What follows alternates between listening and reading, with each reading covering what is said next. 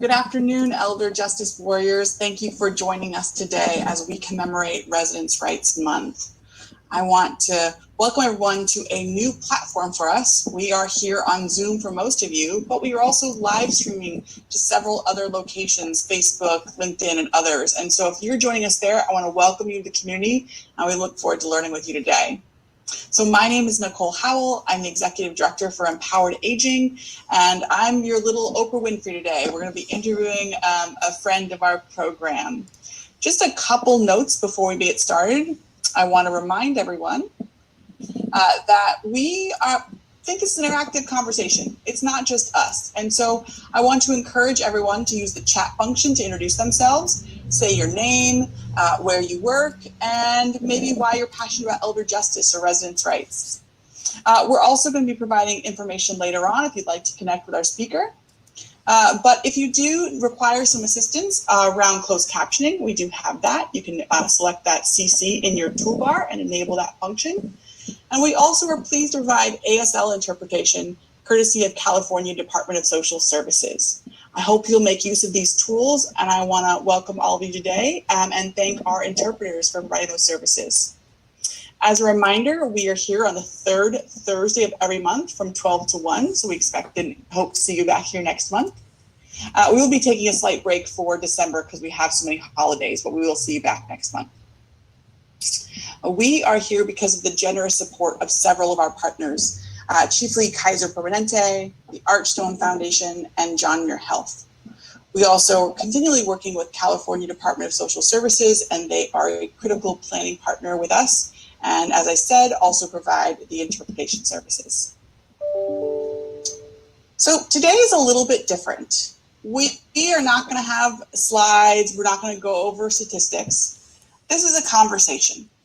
So October, as I said, is Residents' Rights Month, and that began in 1981 when National Consumer Voice got together with all of its partners and decided to take this month to commemorate the contribution and rights of those who live in long-term care. And it's grown over these last many years to include advocates, residents, families, and others.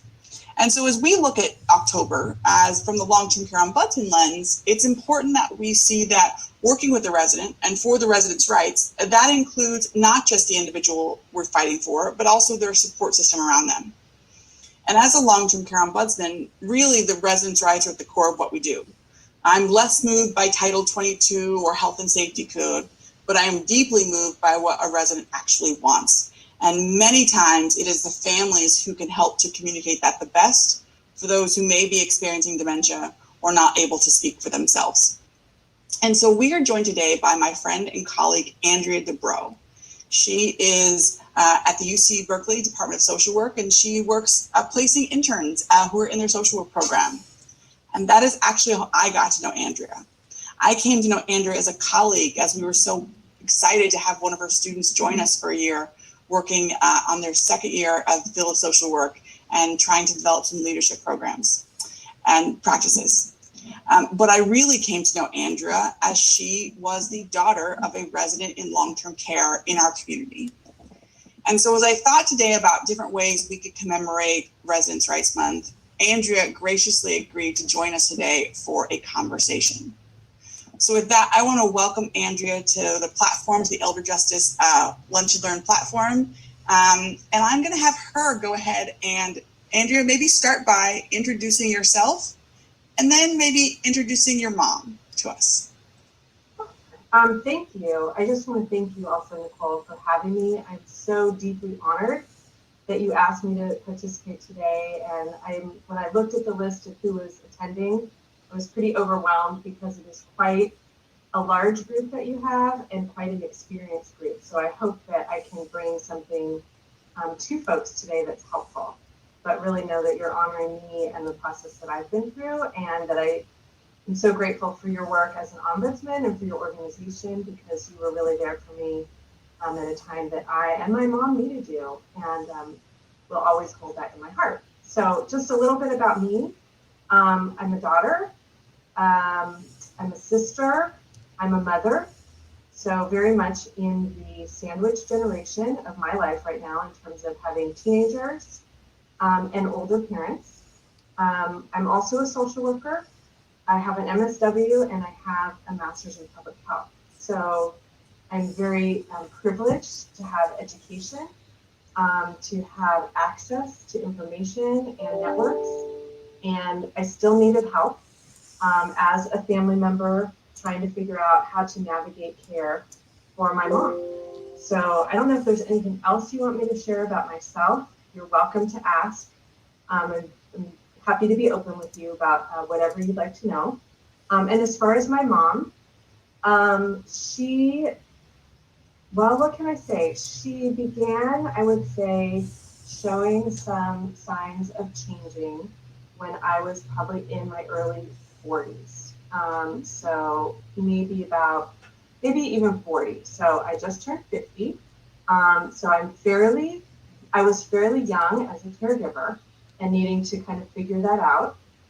And she was a very independent, free-spirited person in her life. She is an artist, was an artist, and was very, just wanted to do her own thing, not particularly planful about what would happen as she aged. And so I played a very active role once her dementia and her Alzheimer's became apparent in having to really make decisions that I didn't ever see myself having to make. And that we didn't get to really have conversations about making, but it has led to some very difficult decisions I've had to make and also some very important ones. So I hope that tells you a little bit about her, and you're welcome to ask whatever would be helpful for our audience to know. So when did you realize that you were entering that caregiving stage of your life for a parent rather than for your children? It's hard to say. One of the things about Alzheimer's is there isn't an exact, clear moment. I think many of us who've gone through this with a loved one might think about a time when a doctor gave us some sort of diagnosis. And for my mom, that definitely did happen. But I think there were things happening before then. And so looking back, I try to piece it together. So, when did when things got acute is when I figured out, like, I am going to need to take a very active role. I would say there were a couple or few years of sort of murky times before it became really apparent. And I will just say there was an instance where I had to help my mom through a surgery and did all of the caregiving around that. And when she was in a rehabilitation facility for that surgery, some folks looked at me and said, she can't be alone anymore. And that was like a big, obviously, aha. And it was a pretty scary thing to hear because I wasn't ready for that and didn't really know what I was going to do. That is scary. And I would think, especially as you had fairly young children at the time, a lot of questions about how you walk this path. And I think you're right when you described your mom as a really sort of free spirit and a spirited person in general. She was not going to be a person who was managed easily. She is her own individual and requires some particular motivations to do things. Right. So when you started down that official caregiving path, you've gotten this sort of call from the doctor or news that she can't be alone. What things did you start to put in place to keep her safe and to start that sort of co-caregiving model, not taking over her life, but really sort of beginning to interject yourself into some of those decisions? Yeah, that not taking over someone's life is a really important and fine line to walk. It's an important point and a fine line to walk and a very difficult line to walk. I had to figure out what my mom could accept and to balance that with safety. So, I am a social worker by training, and when a social worker and a doctor said to me, your mom meets the criteria of being a vulnerable adult, that was shocking to hear. Those were shocking words that will stay with me. And I had to figure out how to wrap some services around her to help her stay safe in her own home, because that's where she wanted to be at that time. And that was what I was going to try first and foremost. So that looked like bringing care into the home a little bit at a time. It looked like figuring out how to put the legal documents in place so that I could be her power of attorney, both in healthcare and in financial needs. It looked like figuring out how to make it so that she wasn't driving anymore. And that was a very difficult thing. But so those types of things were the first step that I had to take to help her be safe. And that was well before thinking about long-term care. You know, we went down the road and it became obvious eventually that those supports weren't going to be enough. And that's when long-term care really had to come into the picture for our situation. So when did you start that sort of idea start dawning on you and the community around her that it was going to be time to maybe transition into a facility? Sort of like what were the sort of markers that you knew it was time to start considering that for your mom? It was about an 8-month period between when she had that surgery and when she went into a long-term care facility. And during that time was when I hired caregivers, when I hired care managers. I was also working with folks from out of state because at that time my mom was living in another state. So I was limited in how involved I could be in terms of having eyes and ears on her, and really had to rely on other folks, professionals and paraprofessionals. So over those 8 months, you know, I was really hoping we could go longer, but she didn't want to retain care and would sometimes fire them or you know, lash out and do things that were not okay to the caregivers. And, you know, that was problematic. So, you know, I also had to make sure that she had her basic needs met in terms of enough food and the right food, and make sure that she wasn't being taken advantage of financially. You know, later on when I went through some of her things after a move, I found her checkbook and there was a $500 check written to somebody. And so, you know, those things showed me in hindsight that what I was doing to protect her were the right things to do, but they were also very, very stressful, very difficult, and very painful things to do. And I really feel for anybody who's going through, you know, that type of a situation. If you're helping your loved one make a transition to a long-term care facility and they're on board and they're able to make the decisions for themselves or as a partner in it, that's a beautiful thing. In my situation, it just wasn't possible.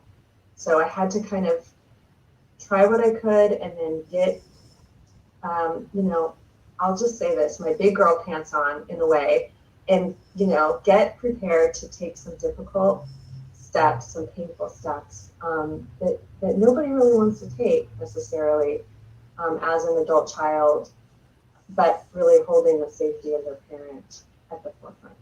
So does that answer your question?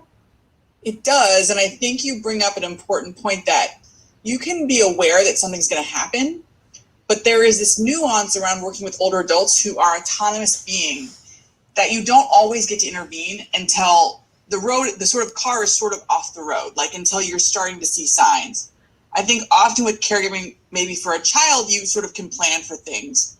And you certainly can plan somewhat for an older adult, but because it's not like, oh, suddenly they reach 5, they go to kindergarten, it's much more waiting for certain symptoms or issues to appear that you put situations in place. You end up with what you're talking about, where you find that $500 check, or you find out someone has a friend that you weren't aware of. And so you have to really do this dance of independence and autonomy, and what is often called, you know, adults have the right to make bad decisions, while trying to catch that before it is too disastrous. Right. And I'll say also, Nicole, that for me, you know, it was really difficult to make that decision to get her into care. And there were times when I had to do things that weren't completely honest and upfront with her. And it felt like I was lying. And there are some ways that there were some truths that were stretched to help her understand what was happening because of her dementia. Mm-hmm. And that's also really difficult as anybody who, is caring for a loved one. What I would say is, for me as a daughter, I wanted to be always doing the right thing, and sometimes that looked like kind of going through a back door, or being a little bit creative, let's say, to figure out ways to care for her. And that was also a skill that I had to learn from professionals who would, help me craft what kind of message I was going to give to my mom, so that she wouldn't get either overwhelmed with the information or defensive, or just, absolutely refuse to do what needed to be done. Mm. How long did it take you to kind of wrap your mind around the fact that you were going to have to do that? Because you're still in relationship with the person, so you're wanting to have like a transparent, parent-child relationship, but that's becoming challenging. So how long did it kind of take you to come to that position? Well, like I said, it took me about 8 months to get her into care, and she probably needed to be in care right after she was done with her surgery. So part of that was me coming to grips with things. And then I would say she was very angry with me for a while, and I had to bear the brunt of that. And I know that, that's the dementia talking. So there was another period of probably another year at least, of a lot of anger and resentment towards me taking away different pieces of her independence on behalf of her safety. And, once the disease got further along, those things got a lot easier. Mm-hmm. But as somebody new to dementia, I'd never dealt with anybody with dementia before. That was all a big learning curve for me. I'm still learning, but a couple of years were really, really tough. So how did you select a facility? And I think it's important to tell our audience that your mom's been in 2 facilities at this point, one in her home state and now one closer to here. Sort of, how did you select the first facility, and what did you think was important? And then how did you select the second facility, and what changed between those 2? Sure. How I selected the first facility was somewhat proximity to areas that she knew, and she was very active in fitness. She wanted to be able to walk to her gym, so she could walk from that facility. It was also close enough that my sister, who has a significant disability, could take the bus to visit her. So those 2 things were very important to me, to maintain that connection, both to exercise as an important thing for my mom, and a relationship with my sister. And then, to make sure that the facility seemed nice and clean and welcoming and all of those kinds of things. And I want to recognize that there is privilege that my mom had in this situation, that we had some funds of hers, and that I could work with, I had a certain budget and some, I wouldn't say luxuries, but, there are certainly folks who have a lot less privilege than my mom had and has. And so, I just want to name that because I know a lot of folks don't have those opportunities. So for them, there isn't a choice. Mm-hmm. You don't get to go and look and see what's out there. I did look at a few different places, not a dozen, probably half a dozen in that state. And, that was pretty much how I selected it. I wasn't really thinking about long term down the road. I was thinking about short term and a little bit past the short term, because I knew I needed to do something quickly to get her into a safe place. I knew that there were a few criteria, and I knew that I would, figure it out as I went along if I had to, and make a change. Then I did come to make a change later. A few years later, I was feeling like I really needed to have more eyes and ears on her, my own eyes and ears on her. And like you mentioned, and I mentioned, I have children. Now they're getting bigger. But, you know, at the time I couldn't see myself getting on a plane every 6 weeks necessarily and spending a weekend checking on her, but it felt like that was going to be what was necessary. And so I really started to think about, is this the time to move her? And I didn't want to wait till the disease process was very far down the road. I had to kind of look for that sweet spot where she would be sort of malleable to the change, and able to make the adjustment. And it's very traumatic. Yes. I've learned for anybody to move. You know, it's stressful for all of us. It's not easy for you or me. And then if you're older and your routines are really ingrained, or you have any kind of a cognitive or physical disability, it's even more stressful. So I learned about, you know, what they call trauma transfer, and all of the stresses that come with that. But I had to look for a facility over, you know, in my neck of the woods that felt like it had enough of the right things for her. So again, looking at multiple facilities, then I knew for sure we were dealing with, you know, Alzheimer's and dementia. I was thinking about, did I want a continuum of care that would include a skilled nursing facility, or, you know, kind of to take somebody all through to the end of life. I was looking for activities that would be meaningful and important to her. I was looking for, you know, the aesthetics of an environment that would feel good for her, enough light, enough things to do, things, you know, things like that. For my mom, I was looking for a very cultural and religious connection that was important to her. I was looking for art activities that were very important to her. And so you know, it was a tough decision of where to choose for her. And some of it was a leap of faith, honestly, because I think in this field, you'd never know if you're doing it completely right. And there are always things that happen, little twists and turns along the way that you didn't anticipate, or you can't know to anticipate, kind of like life.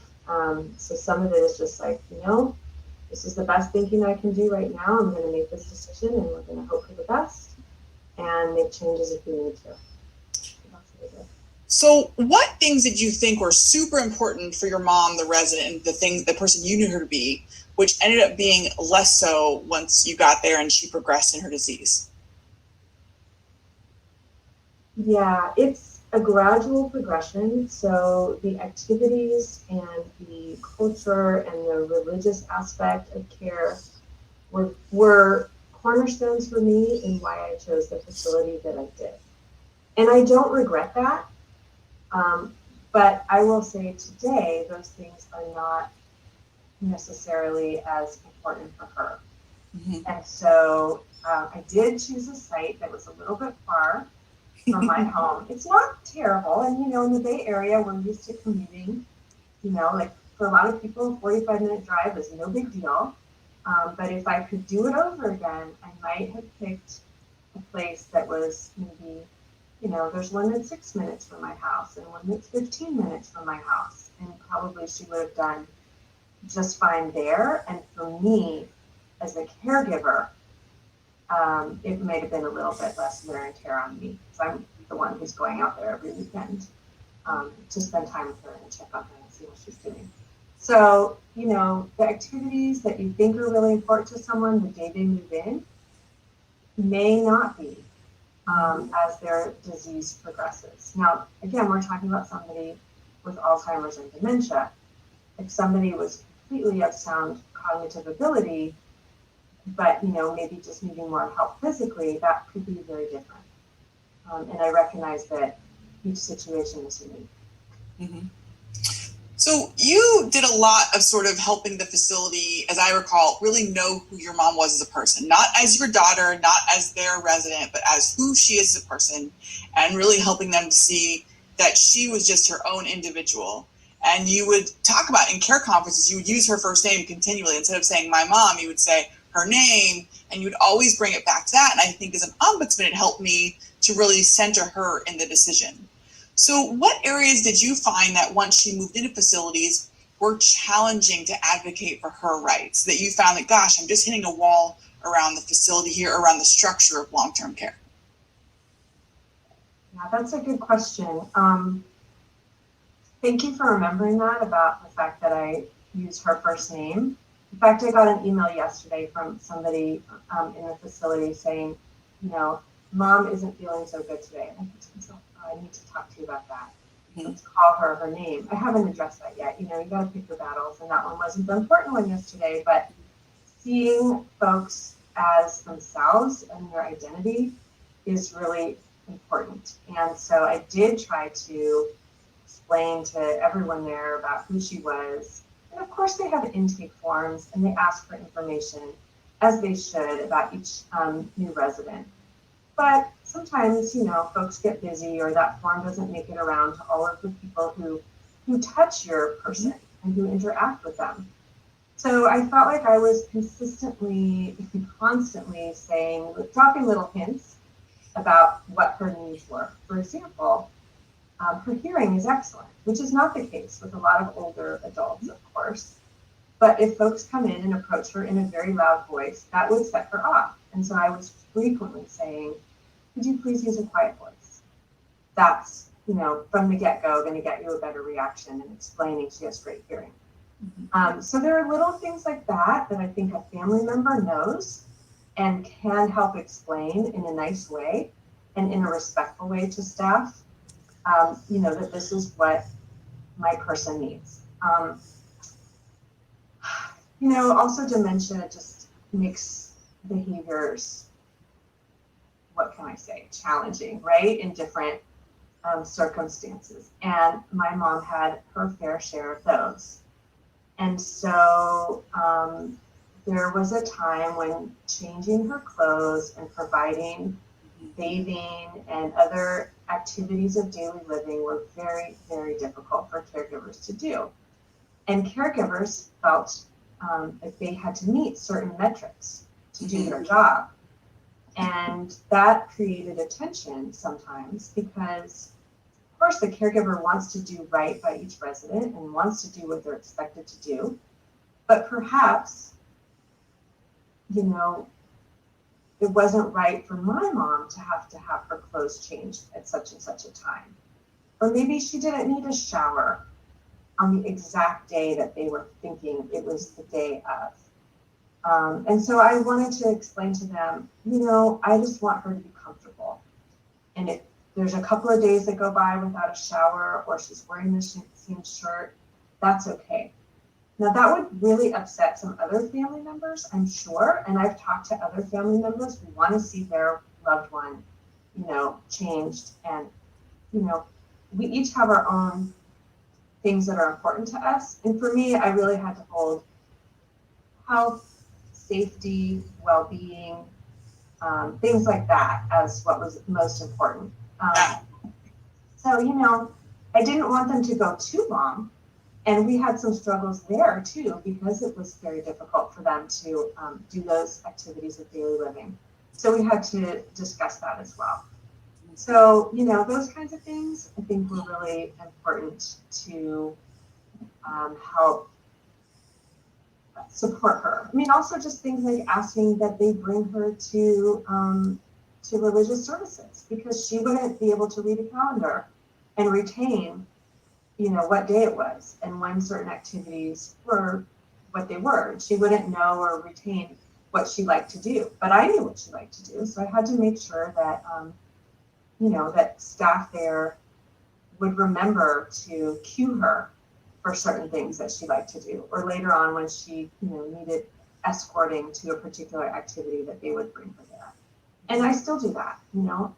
Now her disease is much more advanced, but most folks who know her know how much she loves certain activities, particularly music.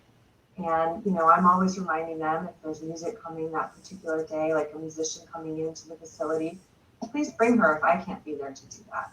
Mm-hmm. So I'm going to sort of move us forward a little bit, because I remember in these conversations saying specifically, like, rethinking of what clean actually means. And I remember your mother actually really liked her hair getting done. And so we thought of like, well, let's think of, then that means that her upper body or her head is sort of clean for that day, or helping the facility realize that wasn't the most important thing. The most important thing was that she'd be happy and healthy. And as long as we were there was going to be a range of cleanliness, and it was just going to have to be fine.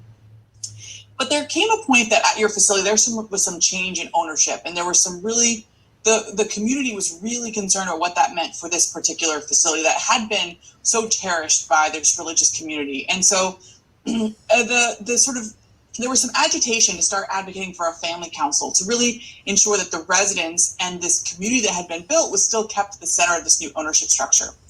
So can you talk to me about your experiences with the family council and how you think that helped serve the residents, and maybe some areas that were hard also? Sure.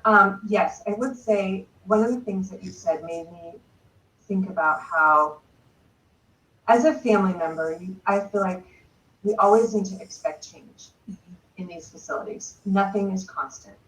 There's a lot of turnover in the staff, and that's something to check, particularly in the upper management level. How much turnover is there? How much turnover is there at the caregiver staff level?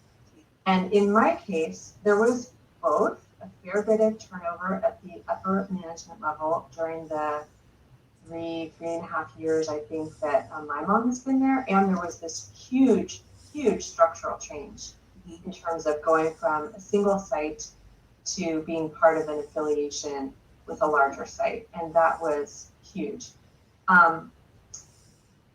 So the family council came about separate from that. It did not result because there was a change in organizational structure. It came about because residents, family members were talking to each other kind of one-on-one in the hallway, seeing each other at a meal, connecting outside, and starting to feel like there were strength in numbers, right? In that, if I'm just trying to advocate for one thing for my loved one, and you're advocating for something for your loved one, if we're not talking to each other about what's going on, without getting into the personal details too much of our loved ones' lives, we just needed to kind of share a little bit of information so that we could advocate together. And so the family council came about for that reason. And I think I had been at the facility with my mom for about 3 months when I first went to a family council meeting, and they had just been forming. And so like any group that is forming, there's always some just figuring out group dynamics. What do we want this group to be? How are we going to operate? Those kinds of things. And we had to go through that. And we have progressed through that and been together during this big management change, and now having a new, kind of management system and a new executive director.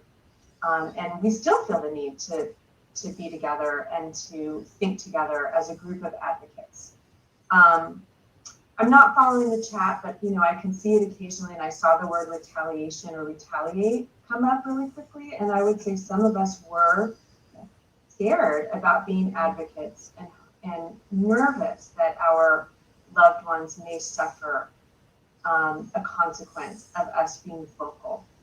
And that's a fine line to walk. And I think, Nicole, you were also incredibly helpful in guiding us a little bit around forming the family council, pointing us to legislation that says family councils have a right to exist, encouraging us to get bylaws so that we have a structure, trying to have sort of a legacy, because as people's loved ones pass away, those family members frequently leave, and you don't want the work of the family council to go away altogether. So there's some organizational continuity that one has to work on. And ultimately, I think, it's an important group for us for education of each other, because, somebody helps your loved one move in, but then you have a whole lot of stuff you have to figure out about how the systems really work.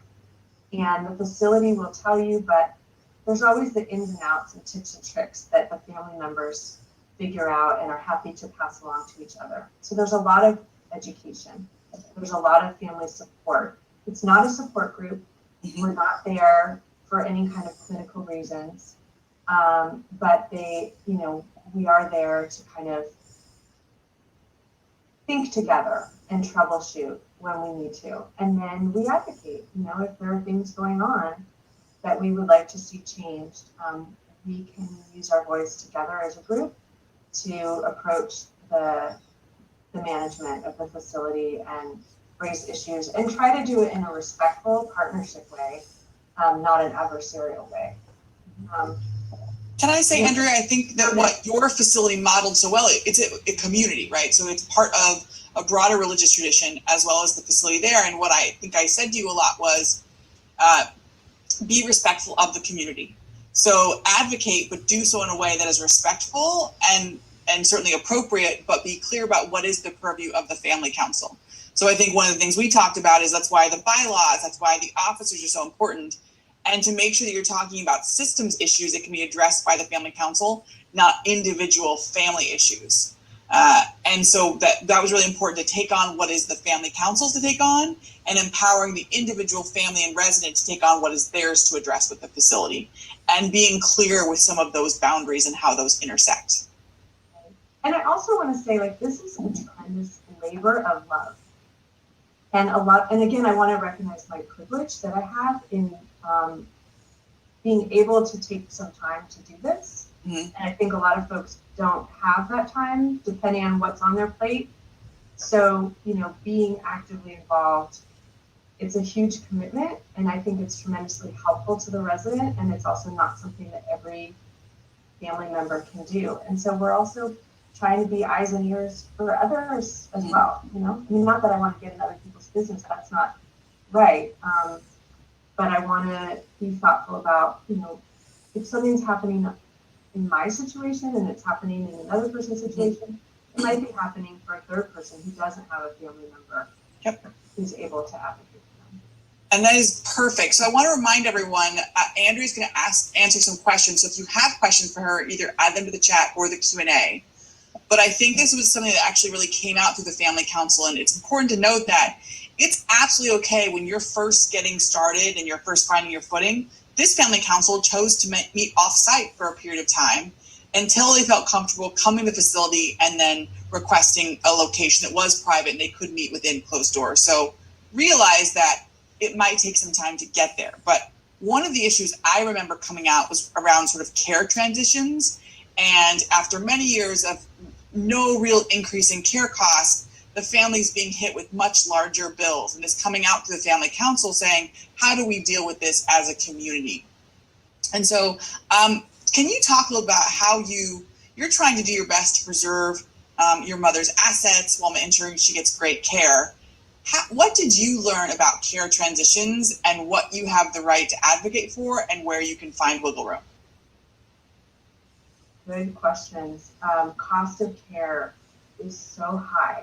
And it is obviously my obligation to try to, preserve any assets that my mom has and make sure that she's getting the care that she needs. So, yes, I was quite floored by some of the cost increases, as were other family members. And that was somewhat of a shock. I mean, I knew to expect, certain percentage increases every year. And I think you were very clear with me about plan for, 3 to 5% increases every year. But if there are suddenly additional huge costs of care being sort of put upon one person, check it out. Make sure that those are really appropriate. And in my case, I had to push back because there was a need for care, but because of the ways that the disease was manifesting in my mom, she was refusing that care. Mm-hmm. And the care was not able to be provided. And I was very clear with management that I didn't want to pay for something she wasn't getting. Mm-hmm. Just because she needed it didn't mean they could charge me for it if they couldn't provide it. And we went around and around, didn't we? And you didn't help me with that. It was very difficult. But, I had to kind of really stay strong on that and be clear that I will pay for what she's getting. I think that's totally fair. but not for things that she's not getting, even though you say that she needs them. And then there are other things that are very much like a judgment call. Whether somebody has additional costs leveraged against them when they're in a memory care unit, which is a higher cost than an assisted living unit, that cost should be accounting for some of their behaviors. So why is there an additional cost, if they get up at meal times and start to, move around? Is that really right to say, oh, I'm going to give you another 15 points on this person's, care form because she's exhibiting certain behaviors? Well, wait a minute. Why is, she's in this facility, in this particular memory care facility that has a higher cost already? Aren't you all prepared to deal with that? And then, kind of those gray areas of like, well, yes, but, what behaviors are so significantly disruptive that require more staff time that the facility could then turn around and charge the resident and the family member who's paying on behalf of the resident more for that. It's really tricky, and it takes being, in my opinion, actively aware of costs and advocating. I think some people are like, fine, I'll just pay whatever. If they have the luxury and they don't want to deal with it, they're fine with that. In my situation where there are limited assets and I have to preserve them given the length of the lifespan that could be, I feel it's my duty and obligation to be involved at that level. I'm not saying that every single person needs to be, and obviously some people, don't have those luxuries, and I, again, recognizing the disparities that exist in the system and in the care that people get because of privilege or lack thereof. Andrea, I think one of the things you outlined as the biggest privilege we had was the gift of time, in that you were not running to a meeting or having to leave right away. Like, you really had able to articulate, like, oh, I'm going to spend 3 hours and I'm going to have this time. And I think that you picked up a lot on the nuance of meetings, that you were willing to allow silence to happen. So you were willing to allow it to say something. Instead of feeling like you needed to fill the space and keep talking, you would just be silent so that the facility had to respond. And I think that also comes out when we talk about the fear of retaliation. It's often not that something direct is said, it's the feel in the room that you are aware of that something has shifted, and that can play out over degrees over time. And so I see some things, great conversation in the chat around, gosh, what does retaliation really look like? And I would say retaliation looks like any change in the relationship as a result of asking for different care. And I think that's really the frame I like to tell families. We are going to transition to questions in a second. And I just want to say, I think I now know what our November topic is going to be, is we're going to talk about family councils. I'm seeing a lot of specific questions on this. But Nicole, I think, can I say one quick thing? Absolutely. Do you mind? Okay. Absolutely. Really quick. I saw a quick comment in the chat, and it was from Laura Wayman, who was brought in to provide education and training in that case. And she's a dementia expert who was tremendously helpful to me. And so one of the things that we advocated for in those care conference meetings and with you as the ombudsman was for better training for the staff. So I don't know if that was where you were going, but I just wanted to also say, the training piece is so important, both for the family members of what is dementia, how to work with someone with dementia, and then for the staff in terms of creative and thoughtful and loving ways to try to do their job. I agree. Back to you. I want to, before we go to questions, I want to ask you what you did to care for yourself to ensure that you didn't burn out and that you could sort of go this longer distance. I don't know. I knew you were going to ask me that, because who wouldn't ask somebody who's a caregiver how they're caring for themselves? I don't really know. I mean, it's just a hard, long road. I don't think I have any secrets. I think, some of it is finding your people. I have a couple of dear, dear friends who have lost their mothers at this point, and talking to them along the way has been probably the biggest heart salve, if you will, in terms of like people who really know what we're going through. So finding people that you can connect with. The Family Council has helped to have people who you can just kind of go, this is really hard, you know? The Ombudsman, you have been invaluable to me, and I'm just forever grateful for that. Talking to friends, talking to relatives, truly, you know, Laura Wayman did teach me so much about being dementia aware, and that was tremendously helpful once I got it, about how to talk with people with dementia and how to not give them too much information and not ask them too many things got better. But I don't know, you know, I think part of it is realizing, trying to remember, like, it is a long haul.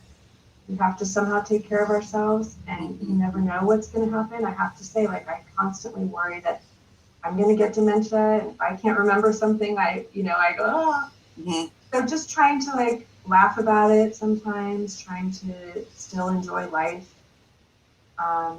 you know, figuring out how to get away, because sometimes if I'm not in town, I feel guilty, you know, that I'm not seeing my mom that weekend, but knowing that, you know, she's going to be okay, and I still need to live my life. And thinking about what she would tell me, that what she would want for me as a daughter, is also, I think, one of those things that reminds me kind of what I need to do to not always live in that caregiving mindset. Mm-hmm. You know, she wouldn't want me to give up everything in my life for her. She would want me to go have a good life. And so I try to hold on to that. Great. So we're going to circle back to some of the earlier things you commented on, the questions that we have, which is, when you began to intervene in your mom's care, did she still have capacity? And I think what they mean is, was she able to complete documents to give you power of attorney of finance and advanced healthcare directive, or did you have to go to court to get those? I just barely made it. I'll tell you that. I just barely made it. I was able to get her to her attorney. She was able to sign how much she truly understood and knew. Questionable. And I have documented everything and have tremendous files to make sure that everything I've done is backed up, so that if there was ever any question about, you know, elder abuse or whatnot, that I would feel like I'm confident that I could talk to a judge and explain what I'm doing. In those difficult days, I had to always ask myself, if I was called before a judge, could I explain what I'm doing with integrity and feel like I was really standing on, you know, both feet and doing the right thing?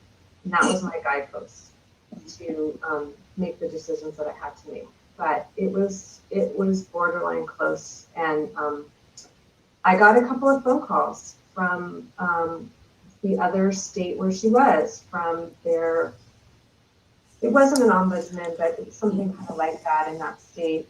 I think like their area agency on aging, because somebody had complained. A friend of my mom's thought I was taking too much control.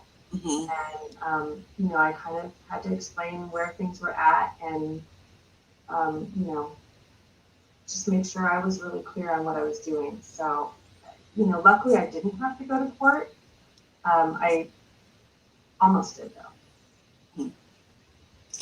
So you said you had a sibling who experiences disabilities. Did you have any interactions where you were having, you know, frustration with that sibling around their opinions on your mom's care, or related to that they couldn't support you as much and you were having to do all of the work? Or did you have any family dynamics around that?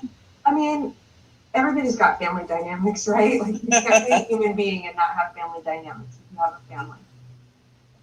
In my situation with my sister, she, her disability is very severe, and we both are aware of that, and we did not have tension around that. She may have some resentment towards me for it, but I think she was more grateful that I was able to take charge and take care of our mom, because she knew that she couldn't. However, I have friends who have sibling dynamics that are very, very difficult, and also friends who have sibling dynamics that are very wonderful. Mm-hmm. And some of those dynamics are, you kind of divide up the responsibilities. Someone does the finance, someone does the care. We trade off who's going to see mom this month, and that's great. But I didn't have that. I did have some aunts who were involved for a while, but they both transitioned out of that role, and there are some hard feelings and some difficult, realities around that as well. So at this point, I'm the one who's solely responsible and solely in charge, and it's both hard and easy. Sometimes it's easy to be the only one in charge, Mm-hmm. make all the decisions, and sometimes it's really lonely and can feel overwhelming. So you get what you get. You don't really have a choice. You just have to make the best of it with whatever your family situation is. So one of the things I appreciate about you is that you had children who you wanted to come and see their grandmother, but you didn't make it their only option on a Saturday or Sunday. And you were very clear that they get to go be young people as well. And I thought that was really important for when they were with her, to preserve that relationship, that they didn't feel animosity of, oh, I have to come see grandma all the way out here. And I think that's an important dynamic to remember as a caregiver, that allowing relationships to sustain and continue, but not forcing those in ways that feel hard, and that it's the only thing that you're doing. Right. And with COVID, they couldn't go for a very long time. And that was really, really hard. I mean, nor could I for a while until my mom was on hospice. But, once they were able to go back in with COVID, then we did go together. In fact, we went on my birthday because I felt like that was the one day I could ask for whatever I wanted. And what I wanted was for them to see their grandma. And so they went with me that day. No complaints, no issues. And I do have young men who are sensitive, and one of them was in tears, and one of them wasn't, but they were both very affected by seeing their grandma after such a long time. And then the one who went off to college this fall said, I want to go see her one more time before I go. And so he came with me. So I think giving them that space, not forcing them, creates, at least in their case, creates the willingness to go periodically. Mm-hmm. So I want to transition a little bit, and you'd said some important things in our earlier conversation, and sort of first of all, what issue would you like raised up to elected officials around paying for long-term care that you think is important that they know? And also just a takeaway you've learned about the long-term care system or working with an older adult that you think are important to keep in your frame. Oh my goodness. Well, if I said something to you before that you want to raise up that I forget to say, just say it, please. To an official, I would say we've got to figure out some financing, because this is not okay. There's just so many people aging, and the numbers are going up, and the financing is outrageous. And I've said many times in this conversation, acknowledging the privilege that my mom has, but I'm also very aware that she could outlive her funds, and that things are going to be very difficult if she does. So that is a fear of mine. The other thing that I think about is, and this might be a little bit controversial, but I would really like to have conversations around ending life related to Alzheimer's when someone is not having the quality of life that they want. And I know we have some legislation in California now around, I can't remember what it's called, but kind of the decision to die when you have a terminal disease, but it really doesn't take into account the specifics around Alzheimer's, and I think that's hugely problematic. So those would be two things that I would want to work on. And then just generally what I think people should know, is that what you were asking? Or yeah, I think what we'd said is, you said two things. You said to do right by them, you have to take an active role, which I think is really important. And then you'd also said that just because someone's in a facility doesn't mean that they're done. I think you said particularly they are so not done. Right. And I think you found a way to walk that with your mom of still embracing who she is as a person. Right. Yes. And it's a long road, or it can be. So yeah, just because you found a facility for someone doesn't mean your job as a family member and a caregiver is over. I think, it just depends on what someone has to give. But I think every resident does much better with a family member's eyes and ears and heart involved in their situation. And it's an ever evolving, changing thing. And yes, there are moments where I do still feel like my mom is really there. Those moments are fewer and farther between because of this disease, but they are there. And when they're there, they're precious. And I'm glad that I'm there to see them and to feel them. And we didn't always have a great relationship either. Like, I just want to be fully transparent about that. I'm doing a lot of what I'm doing because it just feels like the right thing to do. And everybody's got to come to that on their own and do what feels right for them. Yeah. Well, Andrea, I want to thank you for being vulnerable with us today and talking about your experience. I think we'll love to have you back again because there's so much more that we could talk about around long-term care. And so know that everyone, we will have her back. Andrea has agreed to be with us again. But I also want to say next month, now we know we're going to talk about family councils and resident councils, because I see a lot of questions in the chat about that and how that those can be tools to advocate for residents' rights. So we look forward to seeing you back here next month in November, where we talk about residents' rights via family councils and resident councils. I wish all of you, an amazing day. I want to thank you for joining us. You will receive the recording of this early next week. And as always, we look forward to seeing you back next month. Thanks so much. Thank you, Nicole. Thanks for having me here.